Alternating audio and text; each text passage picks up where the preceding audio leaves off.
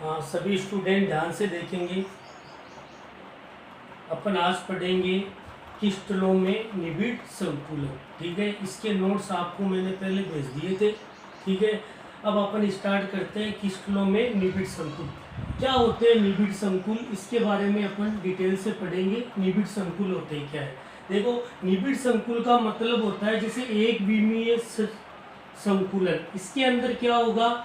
अवयवी कण और संघटक कणों की क्या बनाएंगे? इस प्रकार की एक पंक्ति बनाएंगे। इस पंक्ति के अंदर इन अवयव कणों को क्या रखेंगे? पास पास रखेंगे। अगर मान लीजिए एक पंक्ति बनाई तो उसे क्या बोलेंगे? एक विमीय। और इन अवयवी कणों की जो संरचना होती है उसको ही क्या बोलते हैं? निबिड संकुलन बोलते हैं। अगर मान लीजिए एक से ज्यादा लेयर बनाऊं इस टाइप की, ध्यान से देखिए, इस टाइप की एक से ज्यादा लेयर बनाई जाए। ठीक है, ये इस प्रकार की लेयर बनाई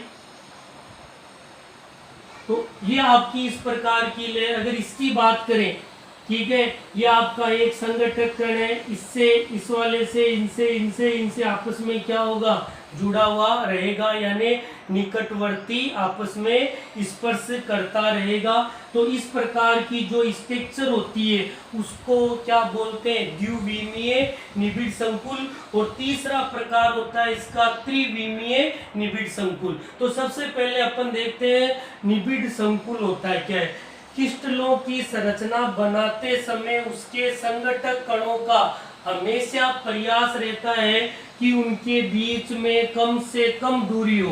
तो देखिए, इनके बीच में कम से कम दूरी है तथा एक संघटक कण ज्यादा से ज्यादा अन्य संघटक कणों से जुड़ा हो। ये संघटक कण है, अपन ऐसे व्यवस्थित करेंगे कि ये संघटक कण अन्य संघटक कणों से ज्यादा क्या हो? जुड़े हुए हो या घिरे हुए हो, ताकि क्रिस्टल का घनत्व क्या हो जाए? उच्च हो जाए। नजदीक रहेंगे तो क्रिस्टल का घनत्व भी क्या होगा? उच्च रहेगा, आपस में बंधे हुए रहेंगे और उनका स्थायित्व का मान भी क्या होगा? बढ़ जाएगा। इस प्रकार के संकुलों को क्रिस्टल में क्या बोलते हैं? निबिड संकुल बोलते हैं। कितने प्रकार के होते हैं? 3 प्रकार के होते हैं, एक विमीय, द्विविमीय और त्रिविमीय। ठीक है, उसके बाद में देखिए, एक विमीय तो अपन इसको डिटेल में देखेंगे। द्विविमीय को 2 भागों में बांटा है। एक तो वर्ग निबिड संकुल, एक आएगा आगे संकुल समता, जिसका अपन कल डिस्कस करेंगे। संकुल समता या दक्षता कितनी % होती है वर्ग निबिड संकुल की? एग्जाम में क्वेश्चन भी आता है 52.4%। षष्ठ कोणीय निबिड संकुल की संकुल दक्षता कितनी होती है? 60.4। ठीक है, उसके बाद में देखिए अगला प्रकार क्या है? त्रिविमीय निबिड संकुल। त्रिविमीय को कितने भागों में बांटा है? 3 भागों में। काय केंद्रित, इसकी संकुल क्षमता 68%। इसको दूसरे नाम से BCCP भी बोलते हैं।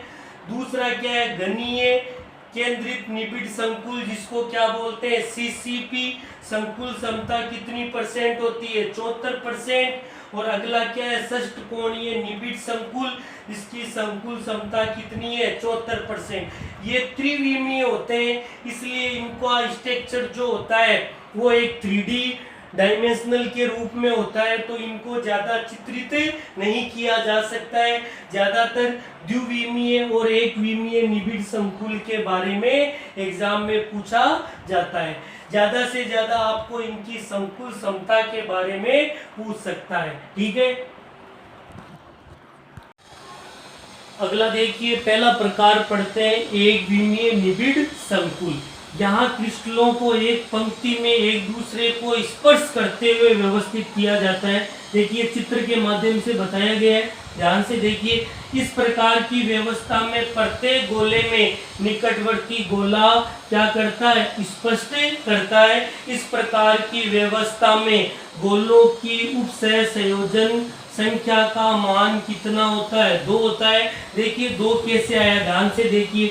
मैंने आपको पहले बताया क्या है? एक विमीय। एक विमीय में देखो इस प्रकार की एक पंक्ति बनाएंगे। इस पंक्ति में देखिए किसी भी एक गोले के बारे में अपन डिस्कस करेंगे। तो देखिए इस गोले के बारे में डिस्कस करते हैं। तो ये गोला कितने गोलों को स्पर्श करता है? ये गोला एक गोले को और इधर ये गोले को मिनिमम यानी मैक्सिमम कितने गोले को स्पर्श करता है? 2 गोले को। इसलिए इसकी उप सहसंयोजन संख्या कितनी होती है?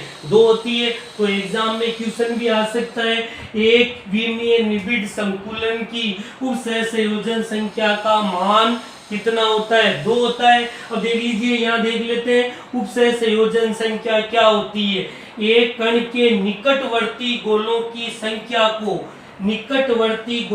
संख्या को ही उसकी उप सहसंयोजन संख्या कहते हैं। समझ में आ गया? तो देखिए ये आपका आज का टॉपिक है। कल अगले लेक्चर में अपन देखेंगे द्विविमीय निबिड़ संकुल और द्विविमीय में वर्ग निबिड़ और षष्ठकोणीय और इनके किस प्रकार से ये मान प्राप्त होते हैं। और अगले लेक्चर में अपन देखेंगे संकुल समता। ओके।